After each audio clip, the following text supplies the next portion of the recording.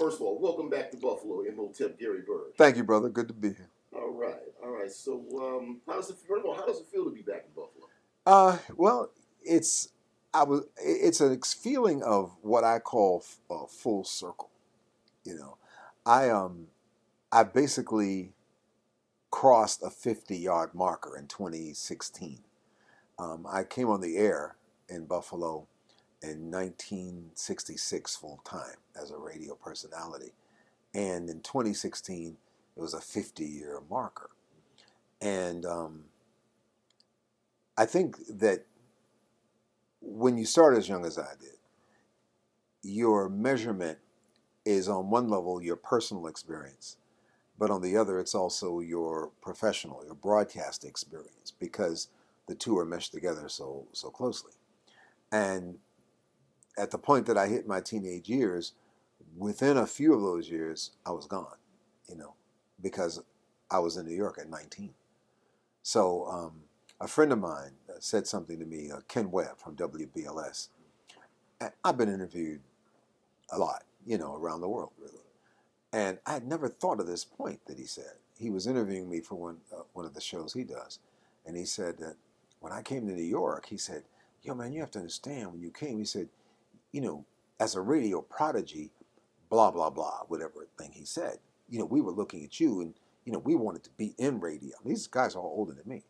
He said, we were looking at you, you're a radio prodigy. Now, I had been interviewed hundreds of times, and no one had ever used the words radio prodigy.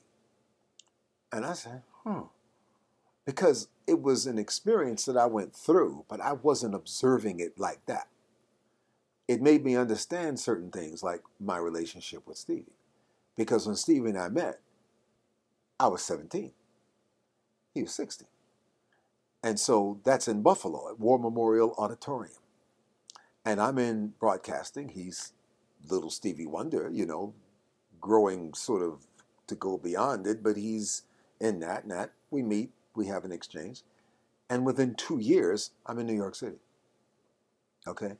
And he is growing into Stevie Wonder. Okay? And so the dynamics of when I go through from that period where at 16 for me, I'm sitting on a porch playing Stevie Wonder songs out of my backyard window, trying to blow a slide harmonica and sing like Steve, and loving all the Motown things, writing Berry Gordy letters about not releasing the right songs on the artists. I'm like, and I can't believe that I was doing it, but I was doing it because I love music that much. It had nothing to do with like my radio thing. I just love music, and going into Augie's and Dell's record stores, Doris, and there were some other record shops that were, like older than that. Even like in the day, they were different, like down on the east side and all that, And man, I used to stay in those record stores all the time because I just couldn't believe all the different albums and music and the sounds and all that and so forth. And I'm in my grandmother's collection. I'm in, my mother's collection, records and all of that. And they'd be going out to do their thing because, Buffalo was hot when I was growing up, like in the 50s. Later, when I'm getting a chance now through the Hank Cameron discovery, when Hank Cameron kind of, brings me into broadcasting, man, I'm like a kid in the candy store. I love music, this and the other. And I got all these records and come on, So when I look now over the career, because now I'm further up the ladder, so to speak, and I can look at decade by decade, and as a storyteller, I understand my own story within that context now of, as I can tell story about different parts of the global black experience, which has been my choice.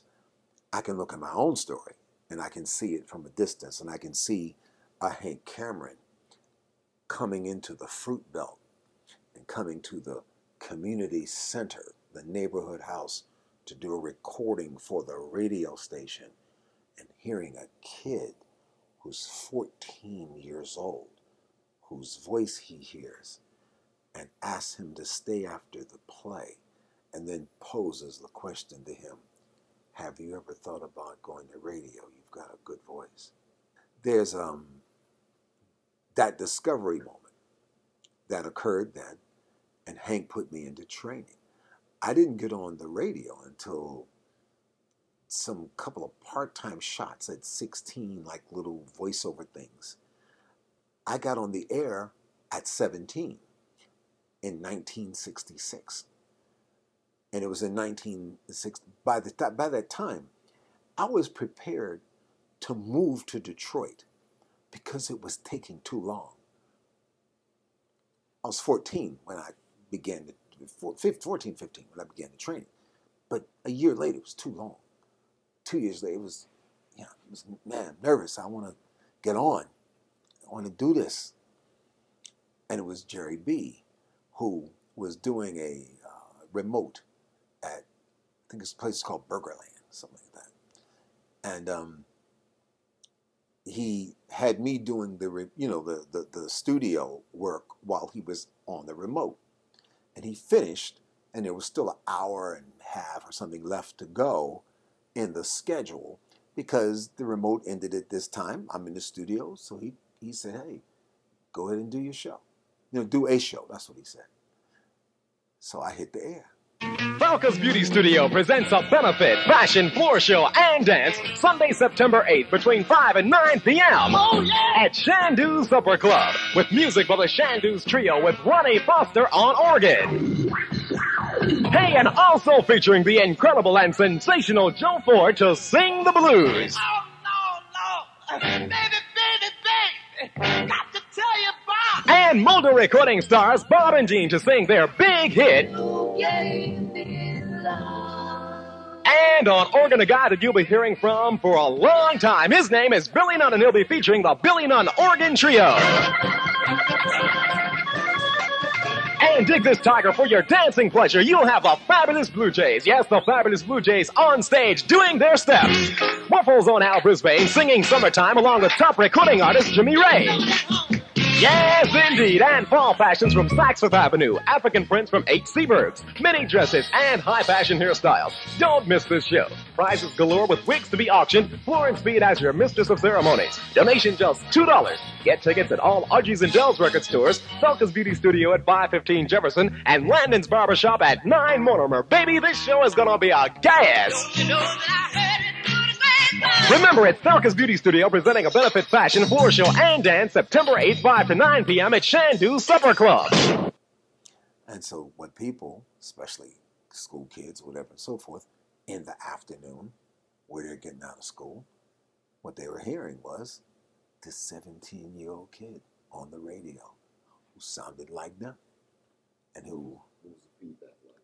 Oh, it was crazy. It was like amazed, because where do you hear a kid on the radio?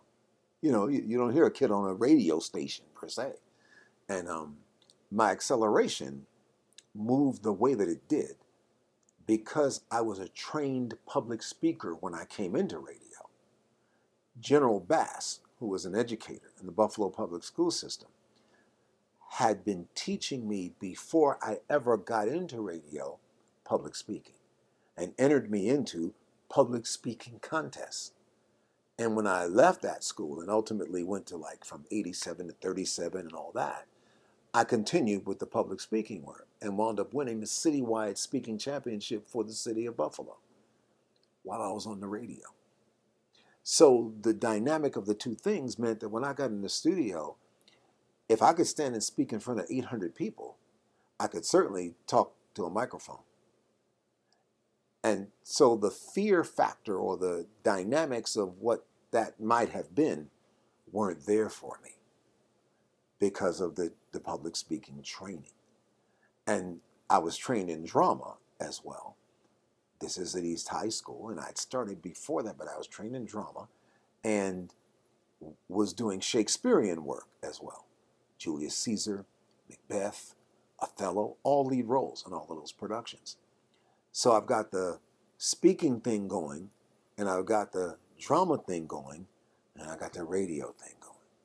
So all of this, no plan. It's not like most high plan, but I'm in it. I'm not seeing how it's all shaping itself, but it created a level of acceleration for me that was extraordinary. Guy Cameron made a great comment about it.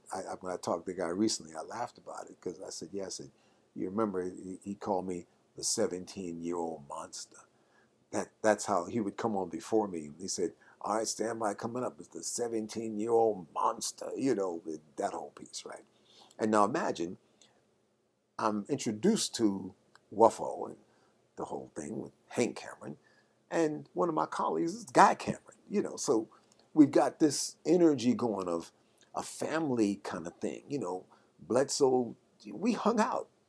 Jerry Bledsoe. Oh, Jerry Bledsoe, man, he was the coolest ever. I mean, Jerry Bledsoe was who you wanted to be. You know what I mean? He had his style. He was the personification of style. Just the way he communicated, you know, how he carried himself. The vocal, his voice was just phenomenal. He had a tremendous voice. But he also had style, you know, with the voice. And also like a earthiness. So that, you know, he was a handsome brother, you know, like, but Bledsoe had, he wasn't full of himself in a way that you might tend to think that a jock would be, who was handsome and stylish and this and the other and so forth. He was cool with everybody. He was cool with the ladies. He was cool with the brothers. You know, it was just another kind of guy. He was Jerry B, you know, coming from like another kind. It wasn't like, you know, cool DJ Kent or something like that. You know what I'm saying? You know, and there's nothing wrong with that. But I'm saying he was coming as Jerry B. You know, Jerry Bledsoe, Jerry B. Okay? And so, you know, you wanted to be him. And so, again, the context of what occurred in the Buffalo that I'm growing up in is that I'm in school with his sister. His sister and I are in classes together. His brother and I play football together on the football team. And he's on the radio. And Hank Cameron has introduced me into this environment. But I have all these other connections to it as well that are moving in a particular kind of way. So when the thing broke, as far as like me hitting the air and, you know, that started a burst, and then, you know, on in the afternoon and the kids get off of school and Barry Gordy's got, what does his label say on Motown? Key thing, the sound of young America. That was the moment. Little Stevie Wonder, it's all that. It's a whole dynamic that I'm coming into. I mean, it's me at whatever it's me, but whatever level it's me, but I'm coming into an environment that actually is working a certain kind of way.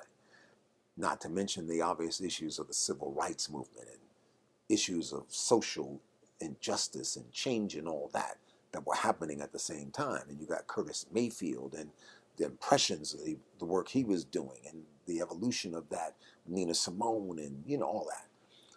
And I identified with all of that. And what was WUFO's role? What WUFO, you know, see, every black station is in a position because by defining its market as the black community, then it's going to subsequently be at some level serving the black community. WUFO, at that point, was the only station relating to the black community or sort of super serving that community. And we weren't even on all day.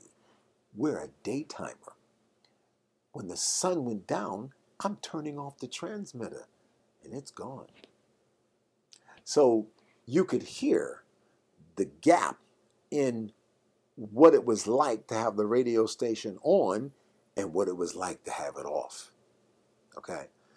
The person who I think when he came exploded that awareness was Eddie O.J. When Eddie O.J. hit the airwaves, it was equivalent to a spaceship landing. If a spaceship landed like right in the neighborhood, that was Eddie O.J. We had George Lorenz, who was doing his version of race music and whatnot, because he came from that era. And then subsequently, Alan Freed and, those jocks who were basically, attempting to, if you will, show their embrace of black music in a way that ultimately sort of engendered them to the black community because they're playing black music, but it wasn't a black man playing black music. It wasn't a black person playing that music. So the distinction then becomes a distinction of personality, connection, delivery, relating to the community. And then when you fuse that into whatever the community service is going to be, whether it's going to be church programs, whether it's going to be PSAs that you do, any dimension of communication that you're doing has never been done before. It's never happened. So if you're doing community projects that related to anything, you didn't have any outlet for that to be displayed. You didn't have a connectability to know day to day, north side, east side, west side, south side, news, information, this, whatever, boom. All of a sudden, you're hearing it. And at the same time, hearing music that maybe you weren't in a position to hear on a daily basis as well. Then you're hearing black voices presenting it as well. And in OJ's case, he was a pro. And so when he was revving up that engine at the end of every show and doing his goodbyes and so forth and so on, and this and that, the other, boom, boom, and they hit that long, bye, baby, and the car would zoom off into the distance on your radio with the effect, the sound effect. And then 15 minutes later, you saw the car in the neighborhood, the sports car that he was driving, the one that just came out of your radio into your community. Like I said, like a spaceship landing. Okay? Get your raps out. Jocko, more than anyone. It was Jocko Henderson. I was at WUFO doing some production things, practicing commercials and all of that. And there were all these different tapes that they had of different people doing commercials and this. And so I'd play the tapes to study them, hear how they were, creating the voices and different things and so forth. And I found a tape, Jocko Henderson. And I put the tape on. I said, oh, it's this guy. And I was reading the trades voraciously to understand. And so I said, I've heard about this guy. What does he do? And I put the tape on, and he's saying, once again, it's rocket ship time, and those who not aboard must be out of their minds. The Rocketeers are lined up side by side, ready to take a most exciting ride. From the earth to the moon, you've got to go with your rocket ship commander, Jocko, back on the scene with the record machine. Correct time now, it's 4:15. I played it over, over, and over again. Because what I heard was the idea of the black DJ as an entertainer. And it blew my mind that rather than just the introduction of a record, which could be great, cool, but no, you could create a monologue. And because I was drawn to comedians and social commentary and that sort of thing, Dick Gregory and that sort of stuff, I kept listening and listening and listening. And then I started studying what other jocks are doing across the country. And they all had the different rap things that they were doing. And so I decided that I would write a rap. And I did. I wrote a rap to come on the radio. And, I think it was qualification is an indication of what makes me a sensation across the nation and a natural asset to any radio station. If you dig soul, then I'm your guy, keeping the music mellow, making the conversation fly. This is Gary Byrd, whatever thing I said. And I went on like that for 3-4 minutes. Booker T and the MGs or something. Slim Jenkins' place, I think. And I did it one time. I came on with it, and I went off with it. And the phones rang for the next several hours from the community calling up about the rap, the 2 raps. So Jerry B., who was the program director, my brother, he came to me and said, listen, he said, the general manager, Jim Cohen, wants to see you. He said, I said, oh, really? He said, yeah. He said he wants to talk to you, like that. I said, okay.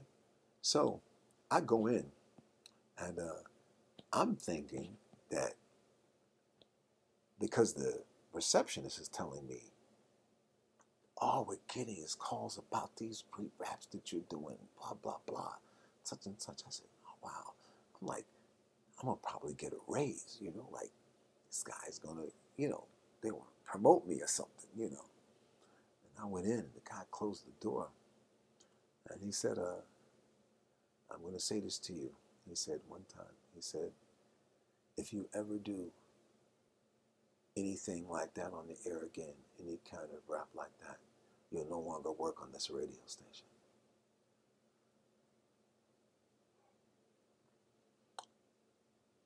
I'm 17.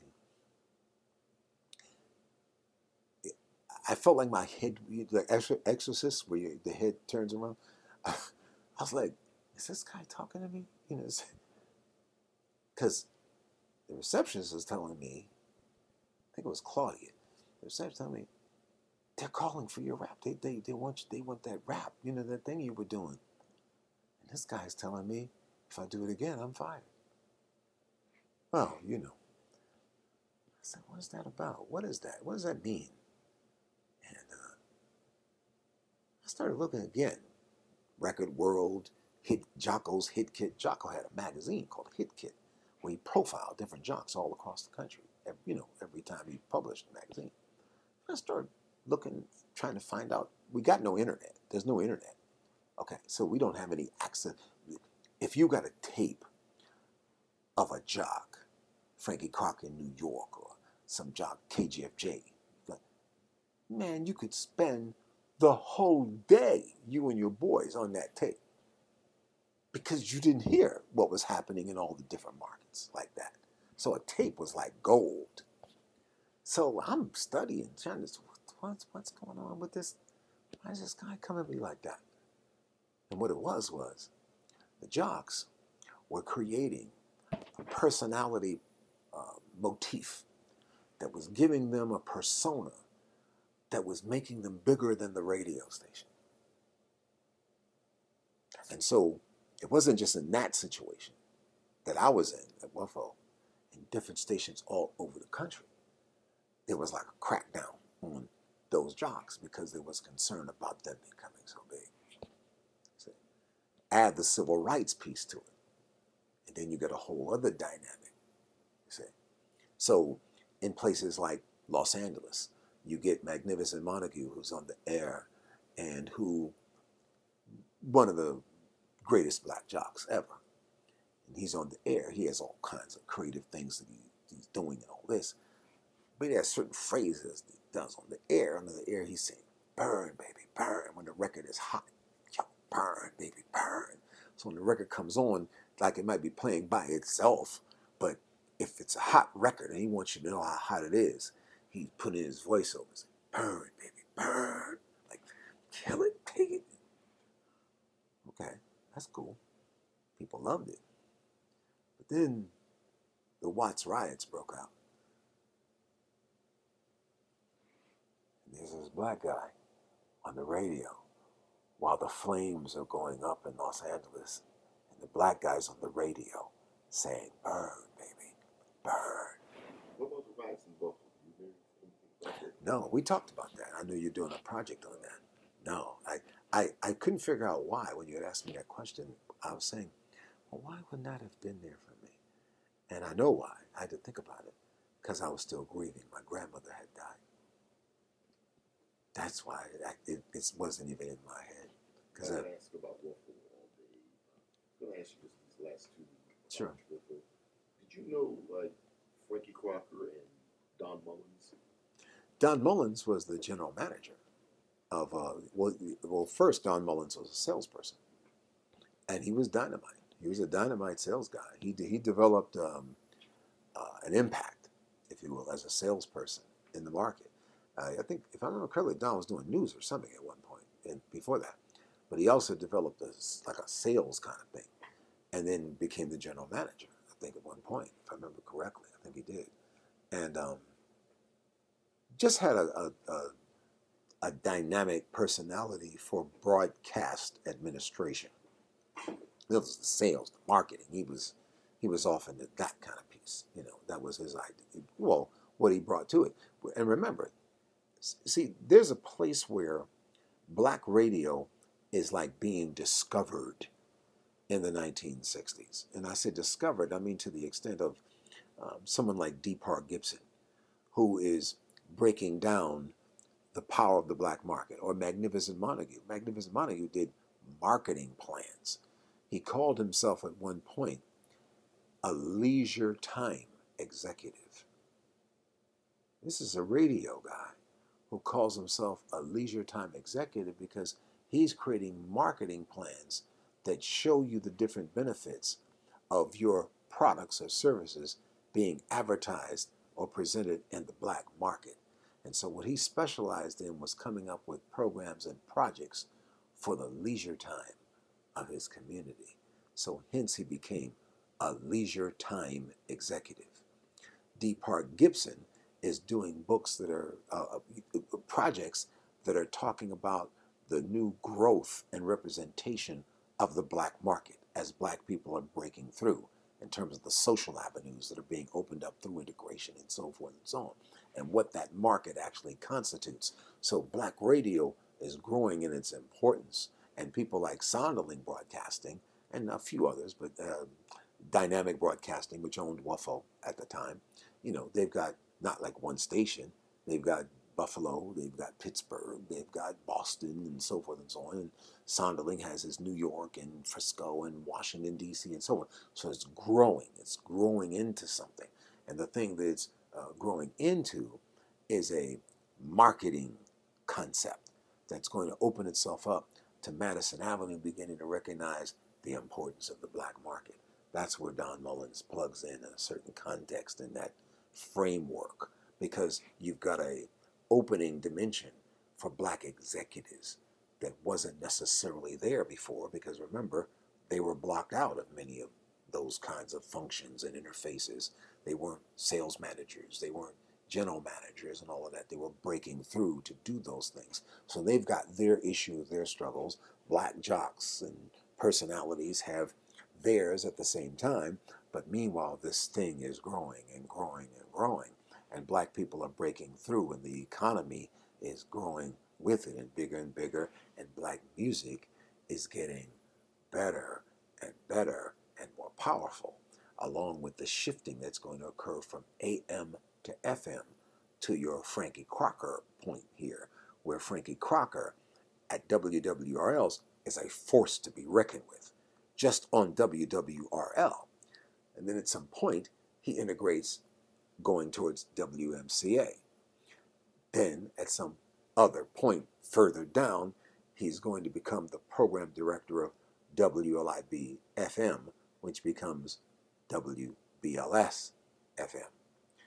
But all of this is occurring against a social strata of change and shifting that's occurring, that's seeing a new burgeoning black marketplace, and then black music getting bigger and better and stronger and more powerful, and literally breaking down the barriers of integration that had stood between it and mass acceptance.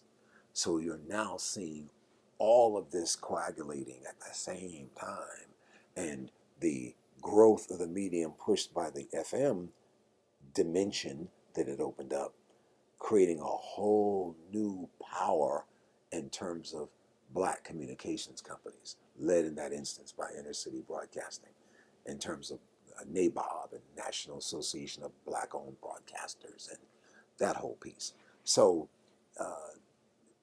this is what, in effect, we are a part of. Frankie Cochran, in this particular case, is a leading force in helping to make that happen. Now, it wouldn't be there if Percy Sutton and Hal Jackson had not done what they did in relationship to the issues of ownership and um, the rather brazen way that they stood forward and stepped up to say, we should own this thing.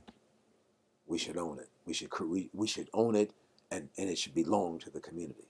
And then subsequently to take it and actually open up corridors of programming that would actually deal in an even deeper way with black subject matter topics and so forth.